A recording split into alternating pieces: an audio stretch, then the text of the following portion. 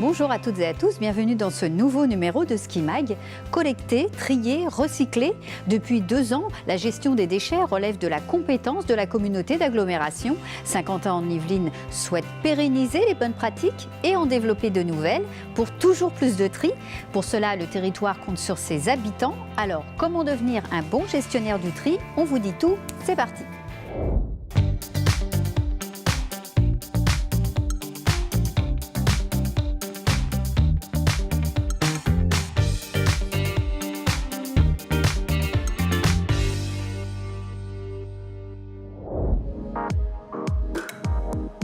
La gestion des déchets revient depuis janvier 2016 à la communauté d'agglomération comme le stipule la loi NOTRe issue de la réforme territoriale.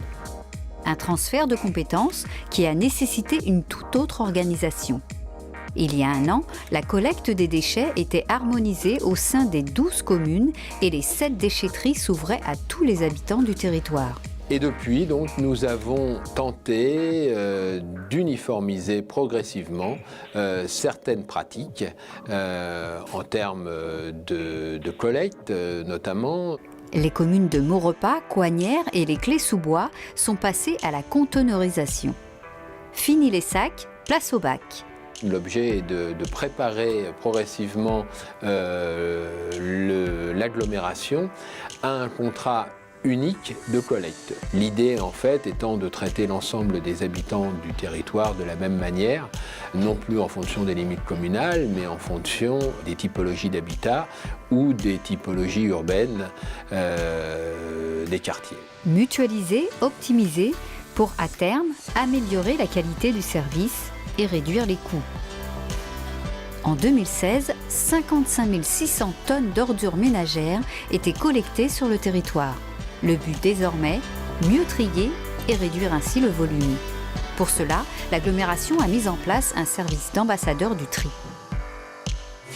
Dès 6 h du matin, Colette arpente les rues saint-quentinoises et vérifie le tri effectué par chaque habitant. Ce jour-là, l'équipe est à la verrière. Quentin, référent du secteur, accompagne Colette. Gilet jaune fluo sur le dos, lampe torche et calepin en main, notre ambassadrice inspecte chaque poubelle. Alors. Voilà, alors ça par exemple, c'est l'erreur typique qui est en sac. Et ça normalement, alors le sac n'est pas recyclable. Et ça normalement, c'est considéré comme un sac d'OM. Ça normalement, voilà, ça fait partie typique des erreurs de tri. Après la qualité à l'intérieur est correcte. Correct en langage ambassadeur, cela signifie bouteilles en plastique, carton et journaux. Pour cet habitant, ce sera un code 1. La personne a compris les consignes de tri et n'a pas besoin de piqûre de rappel, contrairement à un code 2, comme la poubelle suivante. Il y a énormément de plastique quand même, pot de yaourt. On va dire que, bon, c'est celui-là, on va dire que c'est un code 2, mais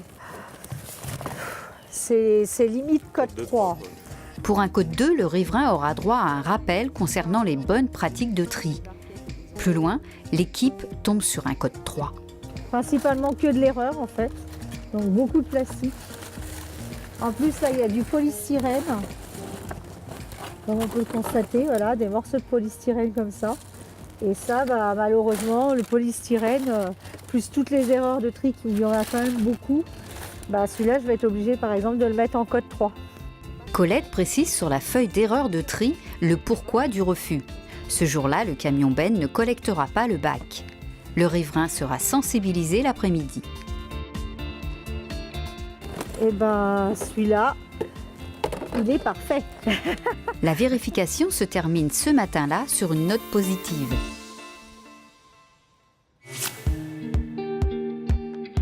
L'après-midi, nous retrouvons Ali pour le porte-à-porte et les explications. Bonjour madame, c'est l'agglomération de Saint-Quentin. Je vais vous parler au sujet de votre bac de tri. Bonjour. Bonjour. On réalise des enquêtes de qualité le matin. D'accord. C'est ma collègue qui est venue ce matin. Vous mettez toutes sortes de plastique dedans. Plastique, ouais, c'est ça voilà. en fait. Je crois qu'il ne faut pas mettre tous les plastiques. Exactement. Il faut vraiment mettre les plastiques à forme flacon. Pour faire facile, vous mettez bouteille et flacon en plastique. D'accord. Que cette forme-là. C'est que ces plastiques-là, uniquement ces plastiques-là. Chaque jour, près de 150 bacs sont passés en revue. Près de 60 personnes en moyenne reçoivent une piqûre de rappel à cause des erreurs de tri. Non, mais Un petit très bien. rappel, vous avez les consignes. C'est vraiment visuel tout ce qu'on peut mettre vraiment. Non, mais je vais l'accrocher sur le frigo. Voilà, c'est ce que font la plupart Comme des gens. ça, les enfants aussi, ce soir, ils Voilà, verront et je leur exactement. expliquerai aussi. Merci Passez à une bonne vous. journée. En cas d'absence de l'habitant, le rappel des bonnes pratiques a lieu malgré tout. Alors là, on va leur laisser un avis de passage, comme ceci, pour leur expliquer qu'on est bien passé et le pourquoi le bac n'a pas été collecté. Être catalogué en code 3 et voir sa poubelle refusée ne fait pas toujours plaisir. Les ambassadeurs la prennent à leurs dépens. Tout ça parce que j'ai mis les emballages, le film plastique autour des bouteilles de lait. Des trucs comme ça. Papier toilette et j'avais trois morceaux de papier bulle. Voilà, parce que je ne savais pas où les mettre. D'accord. Mais après explication, les choses s'apaisent.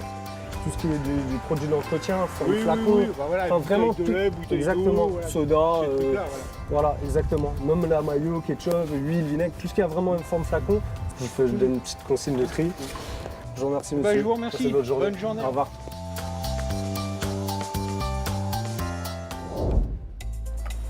Après la collecte, nous voici au centre de tri, le SIDOMP.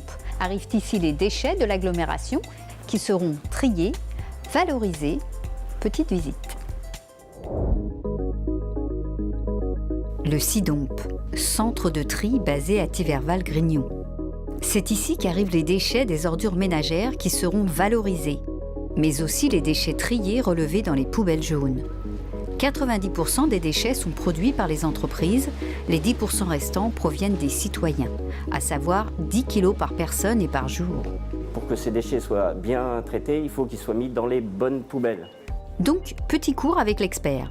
Les déchets qui se recyclent, on va y mettre les aciers, c'est-à-dire boîtes de conserve, bidons de sirop, tous les papiers, journaux, prospectus, magazines, revues, cartons, donc beaucoup de cartonnettes dans les suremballages, mais aussi les gros cartons marrons alvéolés dans les plastiques, les bouteilles, les flacons. Toujours dans les plastiques, les cubiténaires, les flacons de produits ménagers, les flacons de produits toilettes. On a les canettes, l'aluminium, les barquettes, les aérosols et les briques alimentaires.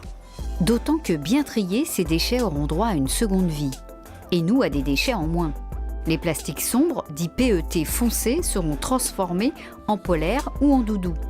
Les plastiques clairs, dits PET transparents, deviendront des peluches ou d'autres bouteilles plastiques et les flacons, à savoir les PEHD, serviront de conteneurs rigides comme cet arrosoir ou cette poubelle. Au SIDOMP, le tri s'effectue dès l'arrivée du camion benne. Ensuite, les déchets suivent leur cheminement jusqu'aux mains des employés. Là, on retire les erreurs de tri comme les bâches et sacs plastiques.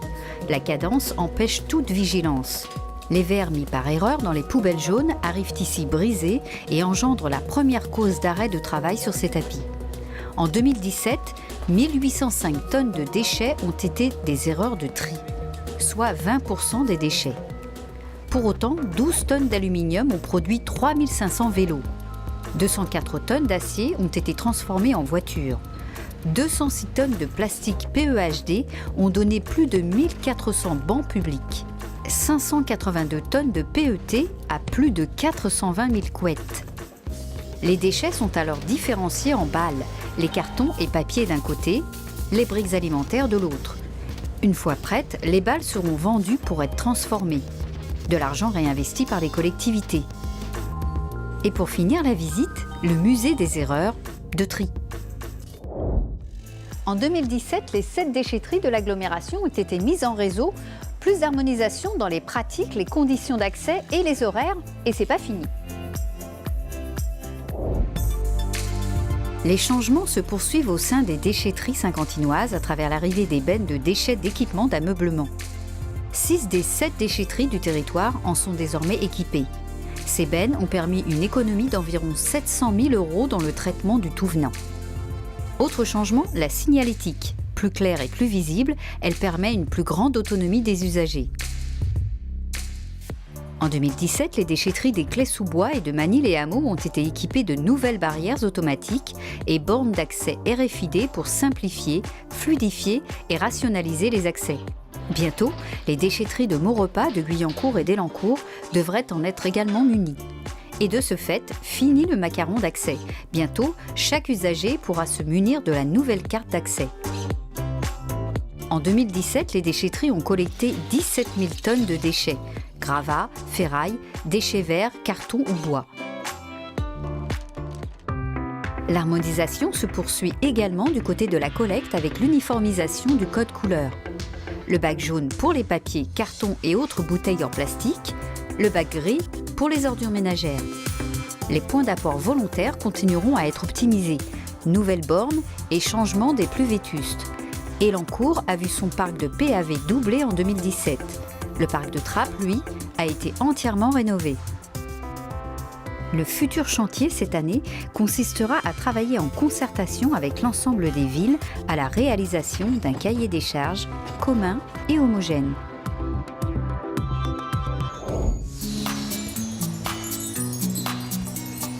Vous savez désormais tout sur la collecte des déchets. Bon tri à vous, ciao!